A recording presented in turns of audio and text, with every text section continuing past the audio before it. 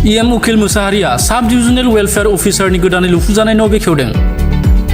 BTCनि SOPD tribal affairs 2023निफ्राय 24 बिथांखिनि गेजेरजों क'क्राझार जिल्लानि गसाइगाव हाब्रुबिलाव गसाइगाव साब डिविजनेल वेलफेयार अफिसारनि गोदानै लुफुंजानाय मावखुलिजों लोगोसे सोरगिदिं वालखौ दिनै मोनसे जर'खा हाबाफारिनि गेजेरजों बेखेवदों।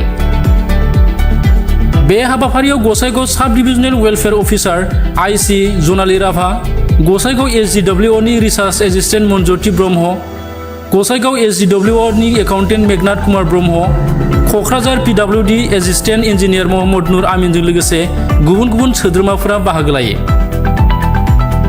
गोबाव सम मावखुलि गैयैनि जाहोनाव खामानि मावनायाव गोबां जेंनाफोरजों मोगा-मोगि जानांनाय मावख'गिरिफ्रा गोदानै मावखुलि मोनफुंनो हानानै गोबां गोजोननाय फोरमायदों।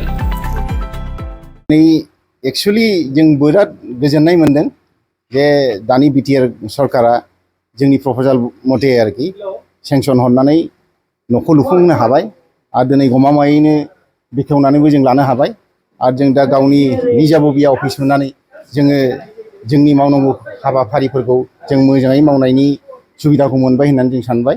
दा दिनै मिडियानि गेजेरजों आं फंसे बुंनो लुबैबावदों, जोंहा न'आ लुफुंदोंब्लाबो माखासे आरो इनफ्रास्ट्राक्चार नांबावगौ, जेरै मोनसे STW अफिसखौ सालायनोबा जोंहा बाहाय गुदामनि प्रयजन दं।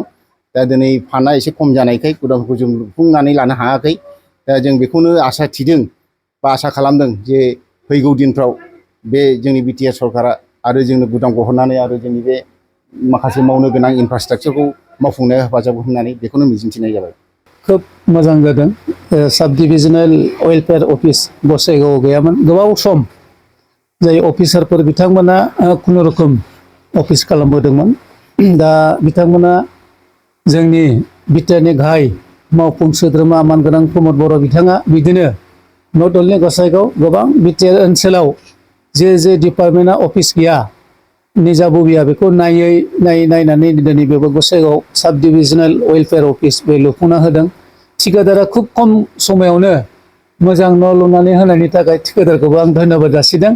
आरो गसाइगाव साब डिभिजनेल वेलफेयार अफिसनि अफिसारफ्रा बिथांमोना दिनैनिफ्राय निजाबबिया अफिस मोननाय लोगो लोगोनो मोजां खामानि मावनो हासिगोन आरो गोबां रायजो राजानि बिथांमोना सिमांखौ नुफुंहोनो हागोन।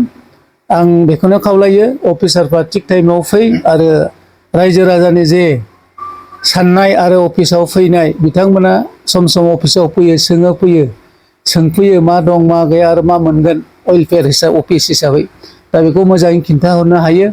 बेनिखायनो दिनैनिफ्राय बिथांमोना मोजां टाइमलि अफिस खालामगोन आरो बे ओनसोलाव जौगागोन। बेजों लोगोसे कसुगाव बा गसाइगाव ओनसोल हिसाबै जौगाथायनि बिथिङाव माबायदि जानानै दं? आथिखालाव जौगानायनि बिथिङावथ' जों मावगासिनो दं। जोंनि सोरखारा जे स्कुल बिल्डिं गैया मावदों, लामा सामा मावबाय थादोंआनो। दा ओंखायनो गोबां बे समयसाखौ खनसेयैनो मावफुंनो हानांगौआथ' सम्भब नङा। जों 3 बोसोर 8 मासल' जादों, अब्लाबो जों जिखिनि मावनांगौ दं जों मावबाय थादों आरो मावलांबाय थागोन।